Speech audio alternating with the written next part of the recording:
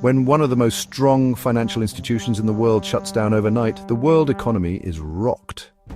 Lehman Brothers, a company that has survived every storm for more than 150 years, became front stage in the 2008 financial crisis. But why did the collapse of a firm of such size send the globe into anarchy? And how could a company of such reputation fall so drastically? We are revealing today the rise, fall, and broad repercussions of Lehman Brothers' cataclysmic failure. Examining Lehman's beginnings will help us to grasp its collapse. Henry, Emanuel, and Maya Lehman launched the company in 1850 from a little cotton trading company in Montgomery, Alabama. It developed over decades into a financial powerhouse, a major participant on Wall Street. Lehman Brothers was a behemoth in investment banking by the late 20th century, covering everything from mergers and acquisitions to trading and asset management. But Lehman was leading the change the financial sector was seeing as the 2000s started. Aggressively entering the mortgage-backed securities industry, the company combined house loans into intricate financial products with significant profits. The housing market was roaring at the moment, hence, as these investments seemed like a definite guarantee, Lehman's executives, notably CEO Richard Fuld, felt they were riding a wave of hitherto unheard-of expansion. Lehman missed, meanwhile, the concealed risk inherent in its approach. The mortgage-backed securities of the company were mostly connected to subprime loans, high-risk loans issued to consumers with bad credit records.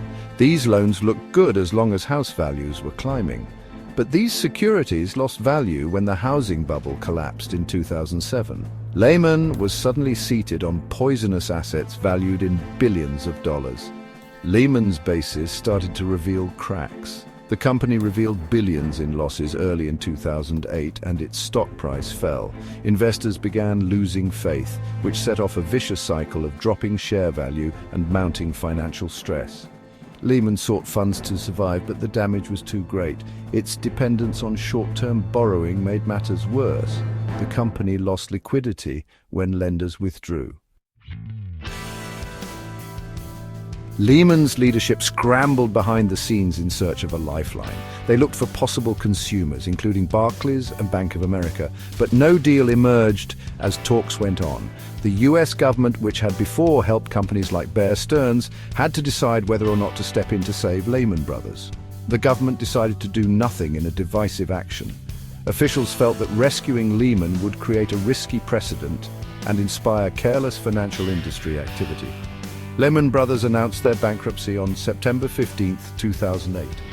Involving more than $600 billion in assets, it was the biggest bankruptcy case in American history. The catastrophic, immediate, rippling consequences were Lehman's demise set off a chain reaction across the financial system. Massive losses suffered by banks who had bought Lehman's securities caused a credit freeze that drove the world economy to its knees. Millions of people lost homes, businesses, and savings, as well as employment.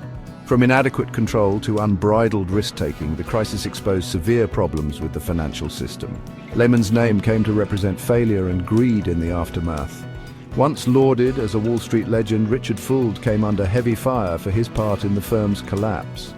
Leaders in government and business hurried to stabilize the economy, producing the $700 billion Troubled Asset Relief Program, or TARP, and extensive financial changes, including the Dodd-Frank Act. Still today, though, the concerns remain. Could Lehman's fall from grace have been stopped? Should the government have gotten involved? And has enough knowledge been acquired to stop another financial crisis? The tale of Lehman Brothers reminds us sharply of the frailty of our financial systems and the results of unbridled ambition. It is a story of power, risk, and finally collapse. Having stated that, appreciatively you watched until next time.